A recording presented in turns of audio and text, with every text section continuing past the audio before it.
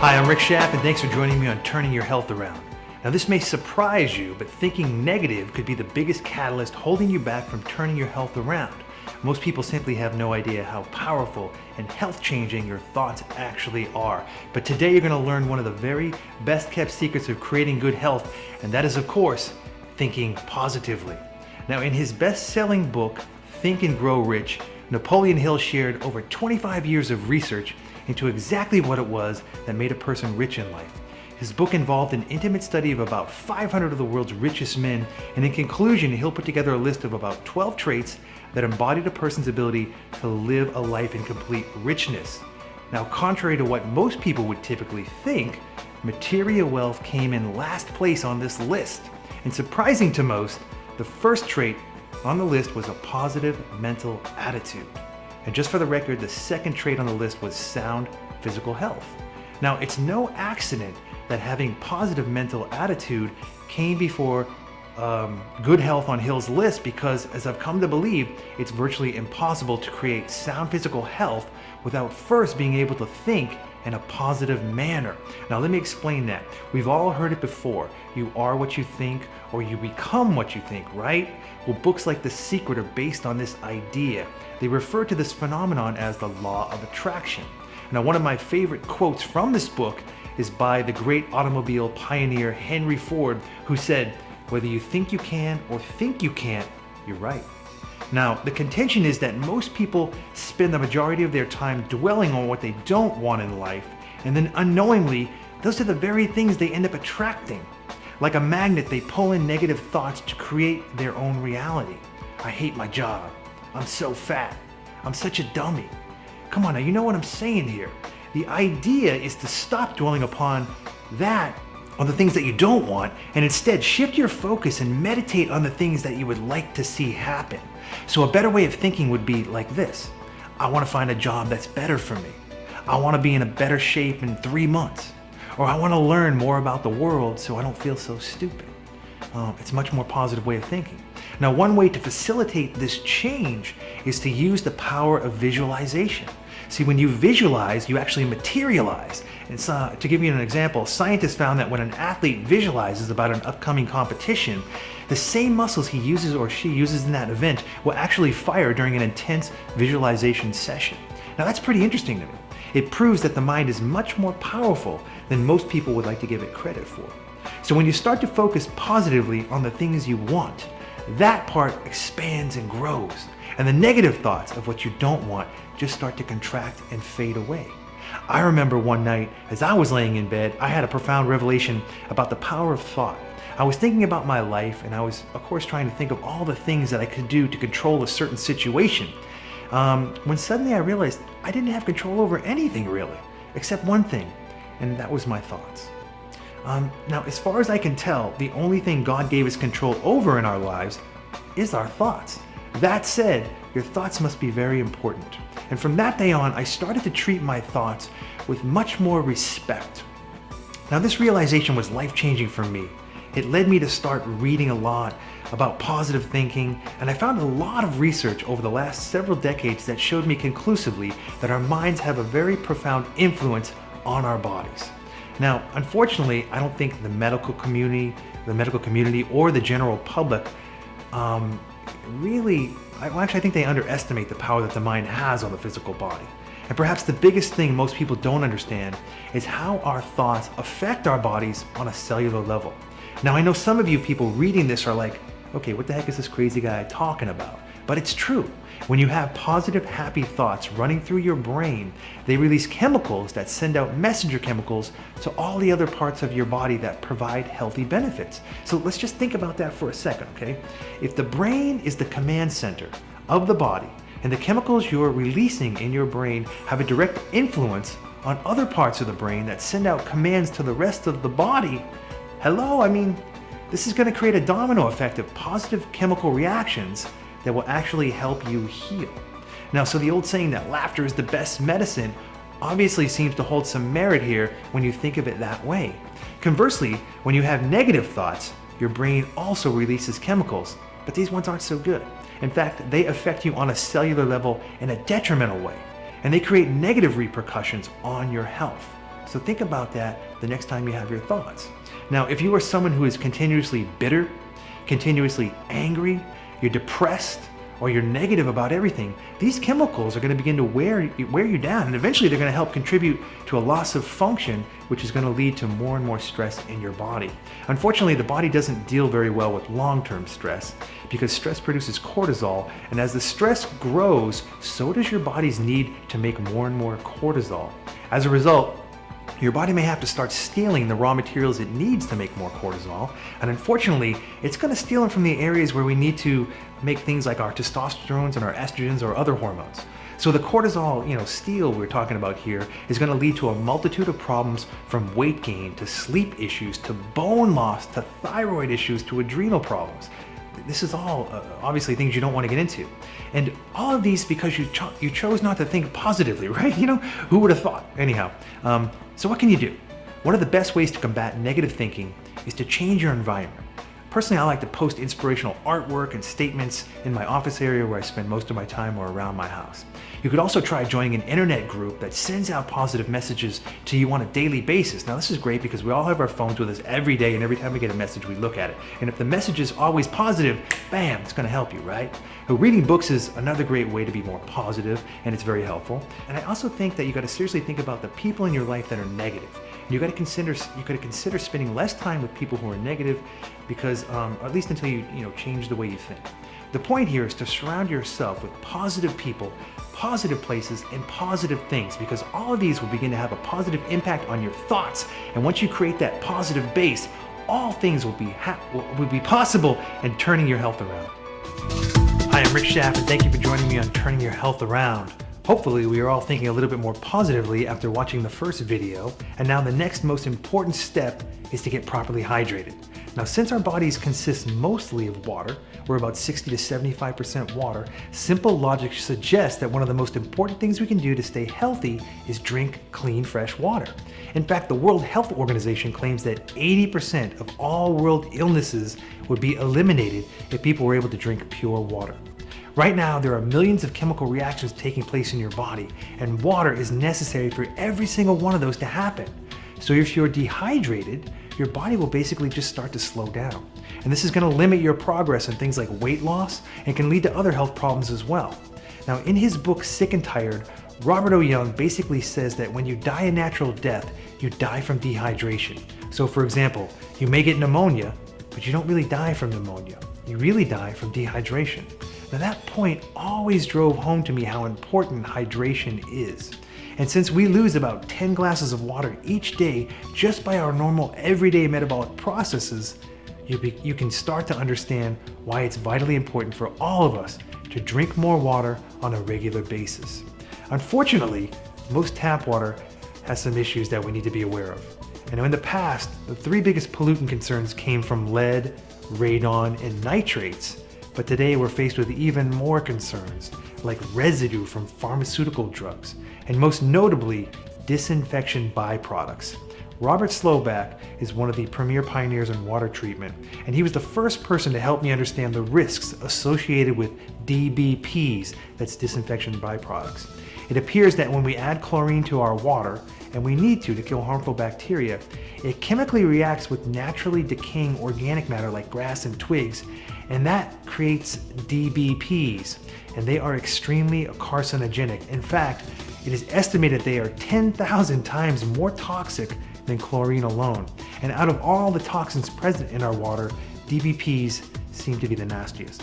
Unfortunately, it gets a little worse because when we shower and we bathe, DBPs are absorbed through our skin and they get into our bloodstream. And furthermore, when we sit in a pool or relax in a jacuzzi that is heavily treated with chlorine, our risks increase as well. And unfortunately, when we take a hot shower or a bath and we inhale steam, DBPs then can go directly into our lungs, where they are absorbed into our bloodstream again. Now, this doesn't mean that we should stop bathing, but you may want to limit longer than needed exposure to steam when you get a chance. That said, I would seriously consider limiting your use of steam rooms on a regular basis. So what else can we do? Well, there's a lot of debate about what is the best water to drink. Mineral water, spring water, distilled water, pH balance. But that's a discussion for a future video. Today my goal is to encourage all of us just to drink more water whenever we can.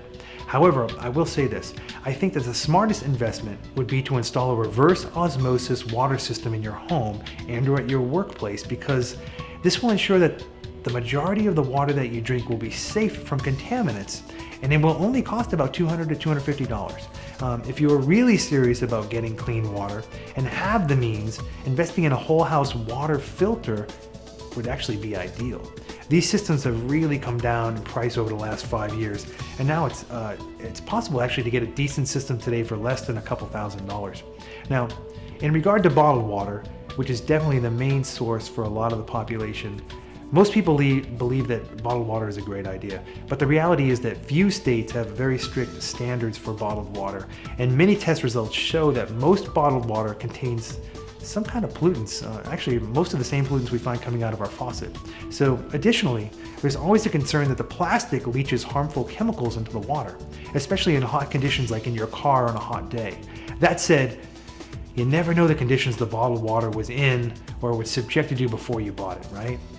I mean, for all we know, it could have been sitting in a hot warehouse for months, or maybe it was even in the back of a hot truck that was baking in the sun in Vegas. We just don't know. But it's something to seriously consider if bottled water is currently your main source of water. Now, another pitfall that many of us never consider is drinking beverages at a restaurant or at a coffee shop. Most of the time, you're just getting tap water. I mean, the coffee or the tea is going to be made from tap water. Even most soft drinks and juices are made with tap water because at the end of the day, it's all about economics for most companies. And after all, tap water is free, right? So it's important to note that we all have different needs in regards to how much water we need. And that's based on things like how big we are, the type of climate we live in, and our activity levels. But the typical person can only metabolize about 4 to 6 ounces of water every 30 minutes. So it doesn't help to get some water and pound a whole bunch of it at one time, because you're not going to absorb all of it or metabolize all of it. So that said, I think the best way to stay properly hydrated is to drink a small amount of water throughout the day. Now, the way I do this is I leave out a glass in my kitchen or my workplace, and it reminds me to consistently drink water throughout the day, and it works great.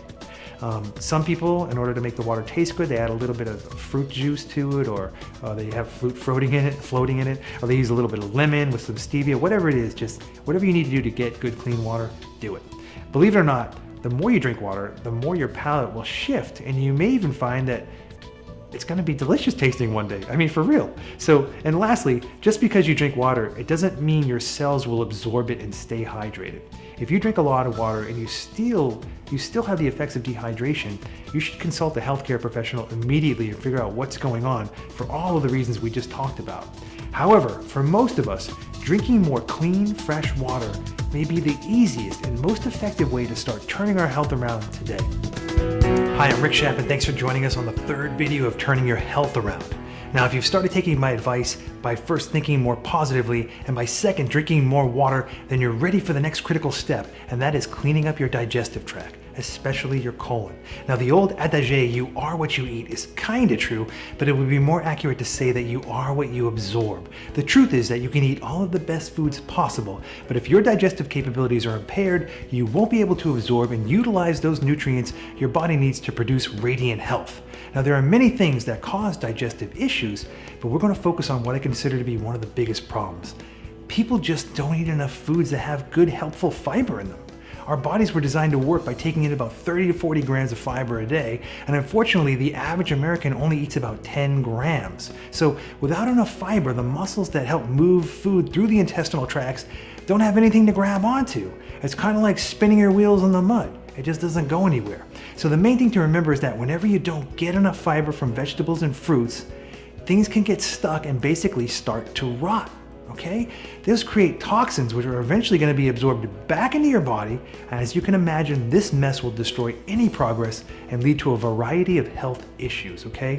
Additionally, this undigested food can get caked up on the inside of your digestive tract or up on the walls and prevent you from absorbing future nutrition, okay? So from studying primitive cultures, we know that the sign of a healthy digestive tract includes a regular bowel movement 2 to 3 times a day, with a minimum of at least 1. Surprise, right?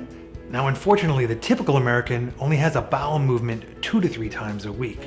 And renowned herbalist Dr. Schulz said that if you calculate how many bowel movements a healthy person should have over his entire lifetime, and you compare it to the amount of movements they actually have, you will find that the average person is about 70,000 bowel movements short. Now this adds quite a lot of empirical evidence to support the fact that most people really are full of crap. Now, according to the Food and Drug Administration, undigested food in the colon is one of the leading causes of disease in this country. They also estimate that the average person carries between 5 and 22 pounds of compacted fecal matter in their colon, for real. And the evidence speaks for itself. Colon cancer will kill over 60,000 people this year, more people than prostate or breast cancer. Additionally, it is estimated that half of Americans have polyps in their colon, and if someone lives long enough, it's the common belief that 99% of the population will develop some kind of diverticulosis. Now, according to Dr. Schulz, 80% of all his patients' problems, which occurred in virtually every part of the body, originated from an improperly working colon. He found that once he put his patients on an aggressive bowel cleansing program, most of their problems simply just disappeared in a relatively short amount of time. Now, I'm sure you're wondering, how could that be? But simply put, the colon physically touches and it presses up against many other parts of the body. So when it becomes impacted and enlarged, it starts to crush other surrounding organs like the bladder or the gallbladder or nerves from the spine. Now this can produce a variety of health issues you never even thought possible, from migraines to colitis to depression. Now since we're on the subject of a healthy colon, I think it's important to address a few things. Colon hydrotherapy is a popular procedure these days, and many people ask me if it's helpful, and I do think it may offer some benefits. However, you have to understand that the process only cleans the last 4 to 5 feet of your intestinal tract. And if you were to stretch out your entire intestinal tract, it's about 30 feet long, so it's about as long as a bus. Therefore, it makes a lot more sense to me to clean all of it, starting from the beginning to the end. That said, one of the best ways to do that is to drink some type of bentonite clay product. It works kind of like a mud mask, you actually put bentonite clay on your face and it pulls things off. It works the same way on the intestinal walls. It goes on there and it pulls things off that shouldn't be there, like old fecal matter or pharmaceutical residue or maybe a marble you ate as a child. Whatever's there is going to get pulled off and you're going to start absorbing better. Another thing worth mentioning is that you can eat a lot of fiber and still remain constipated if you don't drink enough water, because fiber collects water like a sponge, and both of them together help move food smoothly through your system. Okay, we should be really excited right now because we are setting up a fantastic base to generate better health. We are thinking more positively, we are hydrating ourselves, we are getting our intestinal tract cleaned up, and at this point, our health has no choice but to start turning around. Hi, I'm Rick Schaap, and thank you for joining me on Turning Your Health Around. This is the 4th video in our 7-day video series, and if you've been following the recommendations, you're thinking positive, staying hydrated, and cleaning up your digestive tract. Everything is primed and ready for you to go to the next level, and that is getting the right nutrition into your body. But what the heck does that really mean? It seems like everyone has a different opinion on what that means today. Hippocrates was right when he said, "Let food be thy medicine, and medicine be thy food." The truth is that food can be either medicine or poison, and once you learn which is which, then only you can make the decision to choose healthy foods that will build you up or break you down. Decades of misleading marketing campaigns and conflicting dieting advice from healthcare professionals has left most of us absolutely dazed and confused. The truth is that greed has won. It has trumped logic, it has trumped science, and it has trumped the truth. As a result, our current food supply is very toxic on many levels. Now, unfortunately, I don't have time to address all those concerns in this video, but I think it's important to say this. We shouldn't be scared of our food. However, we should be aware of what the heck is in it. Now today, I'm going to focus on some guidelines to help you make better choices. You know, the biggest secret in dieting that most diet-related companies would never want you to know is that everyone's nutritional needs are completely different due to a host of genetic factors. Now this is why a one-size-fits-all diet will never work for everyone. That said, a diet that produces beneficial results for Larry may have no results for Mo, and that same diet may make poor Curly sick as hell. Now there are two things we burn as fuel: fat and sugar. Some people are good at burning fat and not so good at burning sugar, and vice versa. And then there are some that are good at burning both. To figure out what nutrients work best for your system is a little tricky, and one of the best ways I've found to figure that out is a science-based program called metabolic typing. And this is something I discuss in great detail in my 90-year challenge program. Now, another way to determine your nutritional needs is just to listen to your inner voice. In all honesty, there's no better guide or doctor for you than the one that exists within you. It is the same inner voice that leads an elephant to eat plants and a lion to crave meat. So how can we tap into this voice? For some, it may be as simple as looking at a piece of food and then using all your senses. If it looks good, smell it. If it smells good, taste it. If it tastes good, eat it. Then pay attention to how it makes you feel. Does it make you feel good? Or does it leave you bloated and drooling in a corner? If the effects are positive, keep it. And if it's not positive, don't eat it again, right? Okay, here's something to think about. Over the next 12 months, 97% of your body will be recreated from everything you choose to eat and drink starting now. That said, you need to start asking yourself what kind of material you want to be made from. Remember, you are the foreman and you have the power to choose the raw materials you want your body to be made from, starting with your next meal. Now, it's important to note that you don't have to be super strict. Remember, it's not what you do every once in a while that matters. It's what you do every day that really counts. Spend 75% of your time making good decisions, and I guarantee you, you will make progress.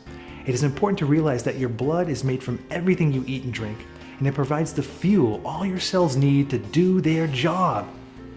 So what do? Well, we start by eating organic as much as possible because these foods contain less chemicals and present less of a burden for our bodies to deal with. Added chemicals in food do absolutely nothing for us that is good. So eat as many natural foods as possible, unpackaged, uncanned, and free of as many chemical additives, preservatives, pesticides, and herbicides as possible. In regard to animal proteins and fats, consume meat and animal products like milk, butter, and eggs from animals that have been raised humanely and fed according to their nature. For example, eat cows raised organically on grass because that food will provide more nutrients and have less potential problems. Products from animals raised in overcrowded conditions on cheap corn and soy feed offer much less nutritional value and typically contribute to inflammation in the body. Eat only wild-caught fish, not farm-raised fish that are in crowded cages fed corn and chicken pellets or soy, and they were colored with chemical dyes to make them look natural. Eat more chicken and turkey products from birds raised outside eating grass and bugs. And in regard to vegetables and fruits, I recommend eating both fresh and organic as much as possible. Thin-skinned fruits like berries and apples should pretty much be as organic as possible, and thick-skinned foods like squash or cantaloupe are less problematic. But despite what anybody says, nothing beats organic, healthy grown foods because they are truly healing on many different levels. Now, in regard to plant-based fats, eat some nuts and seeds every day.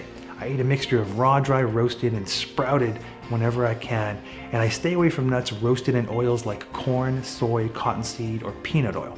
In general, olives are great, but just make sure they're not bathing in a bunch of chemical preservatives. Avocados can also be good as long as you metabolize fats well because the fats in avocados are unstable and they can turn rancid in the body if they're allowed to hang around too long. So don't eat a lot at one sitting so that you metabolize it quickly. A coconut is awesome, and cooking with coconut oil or butter from grass-fed cows is the best choice in my opinion. Both are safe, nutritious, they hold up well under heat, and they both have many beneficial health properties to boot. Now you can cook lightly with olive oil, but don't use it on high heat or for an extended period of time because the fats will break down into trans fats and they become counterproductive. And just about all other cooking oils are going to pose some kind of a problem when you use them, so I pretty much only stick to coconut oil and grass-fed butter. I would also limit the amount of pastas, rice, corn, wheat, soy products, sugar, and artificial sweeteners because they all contribute to inflammation if you eat them too much. And when choosing carbohydrates, I like things like quinoa, sweet potatoes, wild rice, and oatmeal. And for sweeteners, I recommend stevia or a small amount of raw honey or molasses or coconut sugar, and I would avoid all artificial sweeteners, period. If you don't have time to cook or you don't want to, consider investing in a healthy meal plan company. For many people, it's a great step in the right direction. And if you're forced to eat out a lot, try to follow the guidelines we just went over and look for health-conscious fast food restaurants like Chipotle, for example. They're doing a great job. The last thing I want to address is cost. Many people look at the cost of organic foods and immediately dismiss them, but I would encourage you to change your mindset and look at them not as an expense, but as an investment in your health. Most of us don't bat an eye when we drop $12 on a cocktail at a bar, right?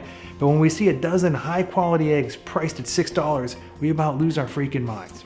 Look, in many ways, I think it's a much wiser choice to pay the health-conscious farmer now rather than a doctor later. Good quality food is probably the wisest investment you can make, and one that will help you and your family start turning your health around today.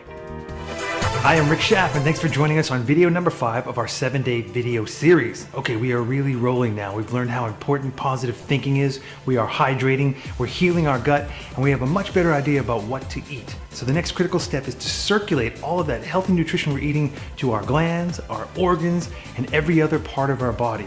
And the best way to make that happen is to start moving.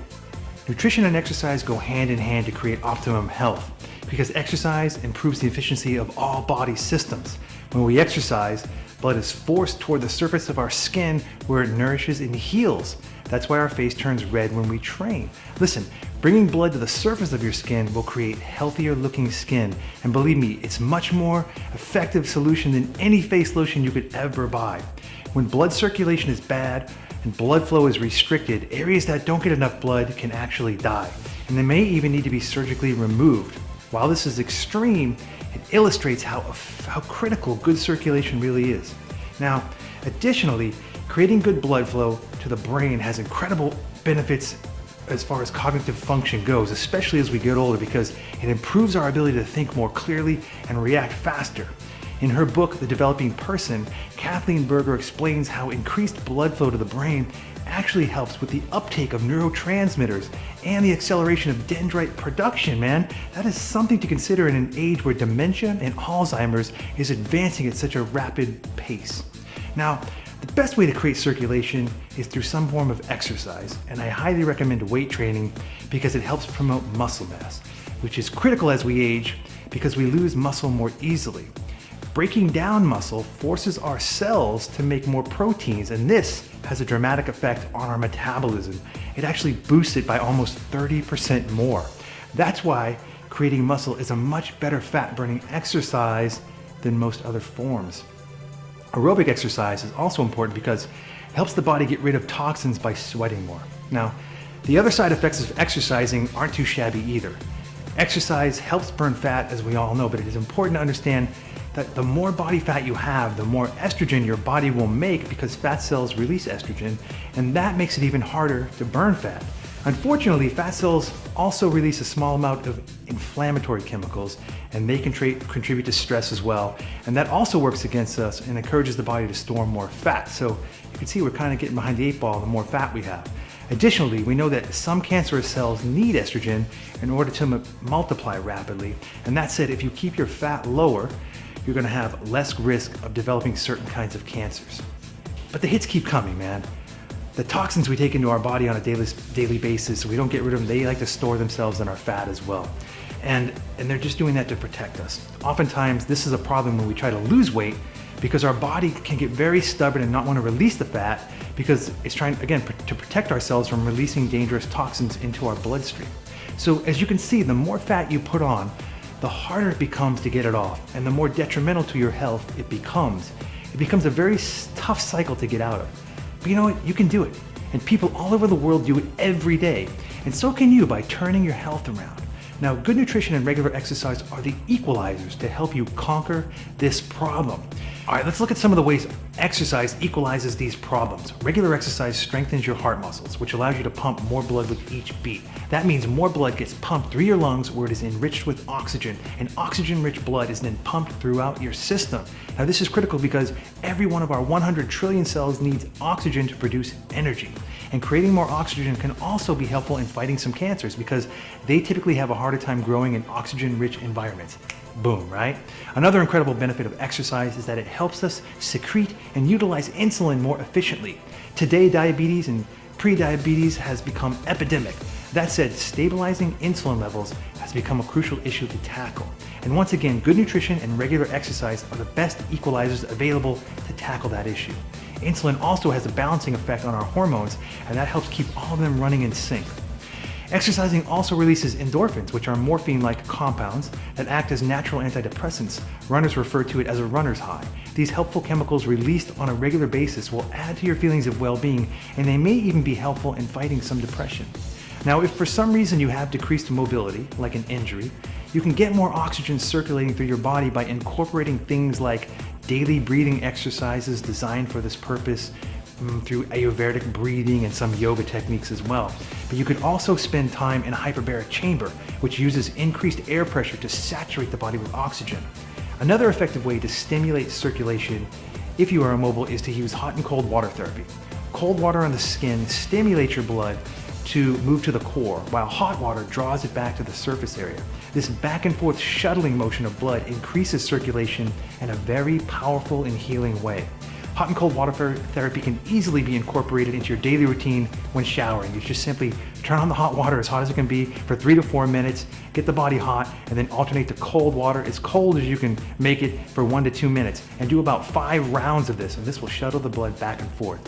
Another method that renowned natural healer Dr. Schulz recommends is to consume habanero and cayenne peppers. Boom, for real. Like, he says it's the only herb I know that will make your face red with blood when you eat it. Yeah, I think we've all been there at least once, and it does work. Okay, so now we know that by increasing our circulation, we will improve our health in just about every way possible, and it will help us feel better. It'll give us more energy, it'll make us sexier, and it will help us live longer. If you're just starting an exercise program, my best advice is to start out slower than faster. In other words, take it easy and make sure you don't overdo it in the beginning. The safest way is just to start out by walking and then slowly increase your speed and distance over the next month. If you feel good and you want to go a step further, just try jogging slower or slowly and build that up as well. You don't have to run or lift weights to have a successful program, but like I said earlier, some type of resistance training will boost your metabolism by almost 30% more, so it's something to think of. Listen, exercise should be fun. In fact, it has to be or you're not going to do it, but it also needs to be challenging, so don't forget that. Don't be intimidated by technical exercise lingo or complicated programs that everyone seems to have these days. Just start moving. Play some basketball, go play tennis, ride a bike, try some yoga, go hiking, or learn to kayak. Just pick something you'd like to do and do it. Just like Nike says, just do it, right? It's really that simple. Maybe you can even get some of your neighbors together and you can do some kind of group exercise program on a regular basis. But the bottom line is this: exercise is virtually free, and it's one of the greatest tools we have at our disposal to start turning our health around now. Hi, I'm Rick Schaap, and thanks for joining me on video number 6 of our 7-day video series. We're almost there, and we finally set a good foundation through thinking positive, drinking more water, improving our digestion, taking in better nutrition, and creating better circulation. Our bodies are on the right track to turn our health around. However, our progress can take a hit from too much stress.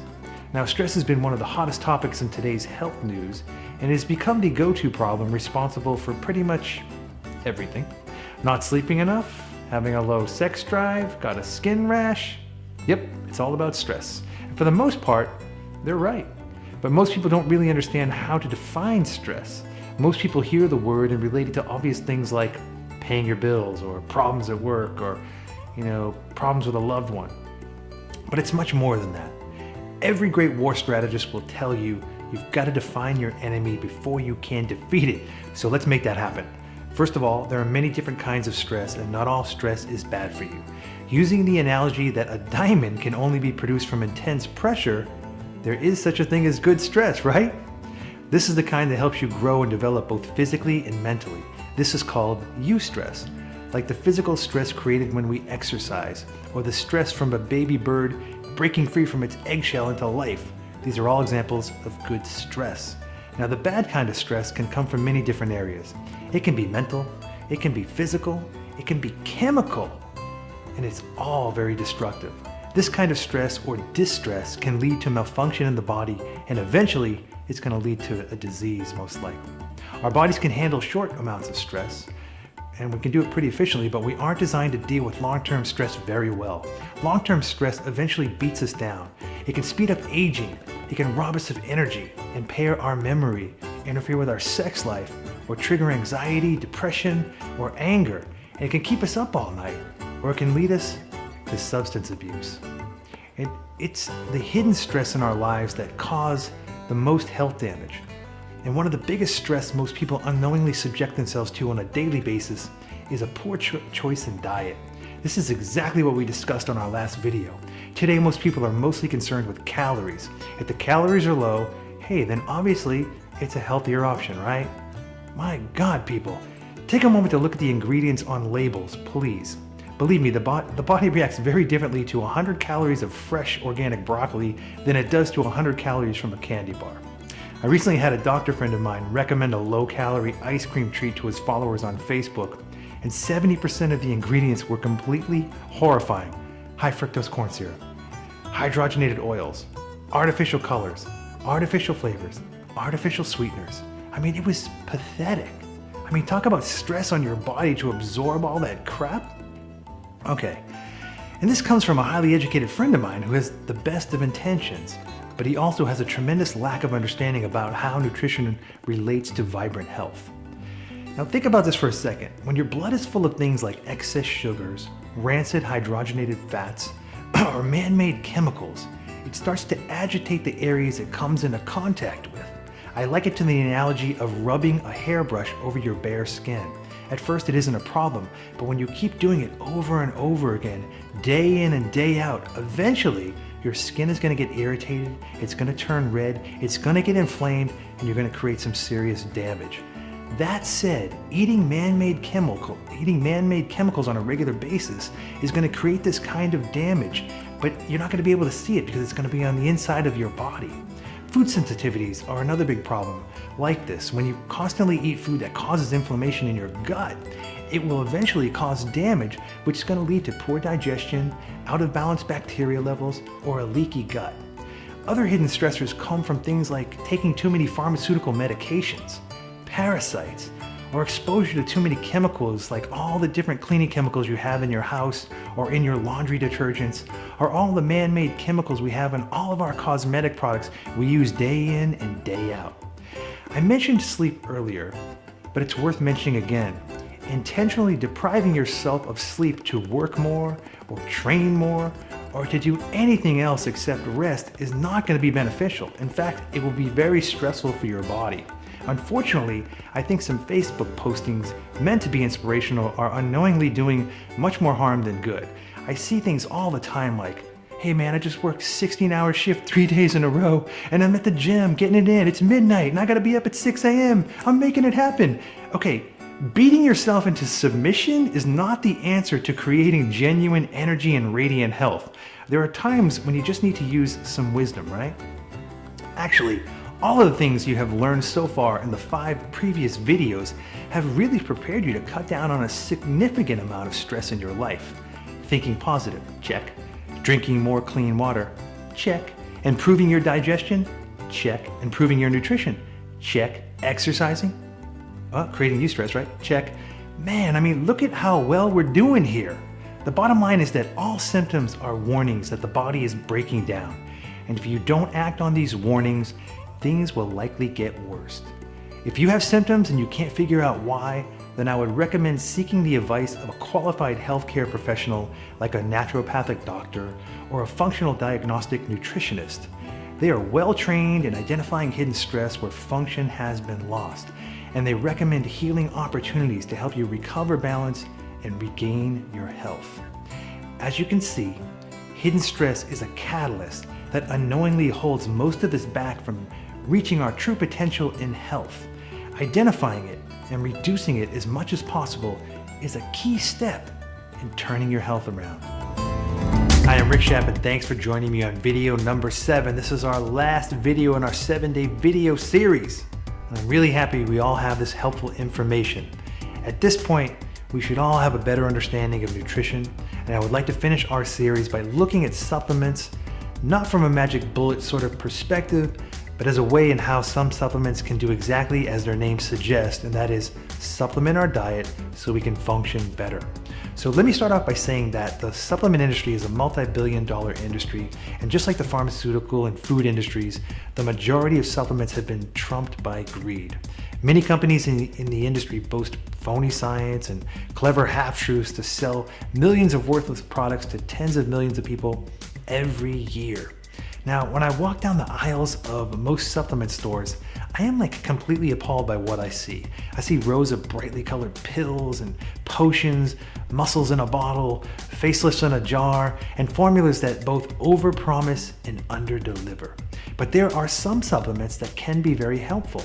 Now, if you actually ate fruits and vegetables that grew in uncontaminated, mineral-rich soil like we had hundreds of years ago, or you routinely ate wild-caught animals that grew up eating their natural foods, I would say that you wouldn't need to take supplements at all, because all the vitamins, minerals, and other helpful compounds your body needs would be contained in all those whole natural foods. But you can blow up that experiment, because that just doesn't exist anymore. And most people simply do not have the time or the understanding to track down or find nourishing, wholesome food these days. That said, most of us are stuck with foods that are lacking in some way, shape, or form. And as a result, we need supplements to fill in those gaps where vital nutrition is missing. Now, that said, I think it's important for just about everyone to take some kind of multivitamin or multi-mineral supplement. And unfortunately, you have to be careful these days about the source of these supplements, and you have to trust the company making them, because quite frankly, many of these supplements are toxic, and that's the real inconvenient truth we have to deal with today. That said, I think adding a super green food powder supplement to your daily diet makes the most sense to me. This is the powder made from the dried juice of organic plants. And if you go into any health food store and you say, hey, where's the superfood green powder? They'll direct you to where they are. You can easily mix them in shakes, in juice, in oatmeal. And I also want to say that I like certain vitamin companies that make their products from organic plant sources that have no binders or no fillers. And one of the main reasons I like these products is because they are also what we call bioavailable. They're made from plant sources, and that basically means they came from something living, so they're more easily absorbed by something living, us. And whereas many supplements are not bioavailable, and they're very challenging to break down and utilize for energy. Remember, it's not what you eat, but what you absorb, right? And some of these pills are almost impossible to digest, so I don't think you're going to get much benefit from them. Now, there are other supplements that can be very helpful tools when something is missing or something is lacking in production, like hydrochloric acid and or digestive enzymes to help improve digestion. Supplements can also help support certain functions in the body that need help recovering, like the use of adrenal glandulars to help the body respond better to stress. And other supplements can be useful to help provide relief and comfort when health is being restored. However, it's important to note that once health has been restored or balance has been brought back to the body, many supplements just aren't going to be necessary anymore. Now, using advanced supplements like these should only be done under the direction of a qualified professional to avoid wasting your time and your money and causing any injury. The supplements that I think can be most helpful to the majority of people are as follows. One, I know a multivitamin is necessary, and like I said previously, I like a superfood green powder. As I mentioned, it's the wisest idea to have some type of superfood green powder on a regular basis to fill in the gaps where nutrition is missing, because it's typically safe and very easily absorbed. Zinc. Most people don't get enough in their diets unless they eat seafood on a regular basis. And zinc is critical for many things like the immune system and our sex hormones. And I recommend a source made from organic plants. Again, bioavailable. The third thing I recommend is cod liver oil. I like this product because it provides a natural amount of both vitamin D and vitamin A, as well as some helpful omega-3 fatty acids. And most people are deficient in vitamin A, so it's also the combination of A and D together. The tricky part is finding a source that does not have rancid oils. The type I most recommend is a fermented cod liver oil product. The fourth thing I recommend is hydrochloric acid and digestive enzymes. Using these on a daily basis is indeed a very wise idea, because it is both simple and an effective way for your body to improve its digestive capabilities. Now, outside of these recommendations, I think your bases are covered if you eat like we previously discussed in the nutrition video. So let's take a moment to go over everything really quick. If you're thinking positive, you're keeping your body hydrated, you're cleaning up your digestive tract, you're taking in better nutrition to build healthy blood, you're circulating that nutrition to every gland, organ, and body system, and you're reducing stress and supporting your body with helpful supplements like the ones we just spoke about, then your health has no alternative but to turn itself around. And once it does, you will naturally start to lose excess body fat, you will have more genuine energy, and you will develop a feeling of well-being that you probably have not felt in a long, long time. Now, if you need more help on this journey, that's what people like me are here for. My purpose in life is to teach people like you how to turn their health around so we can all live the life we want. So thank you for watching, and if you'd like more help, join me at 90yearchallenge.com.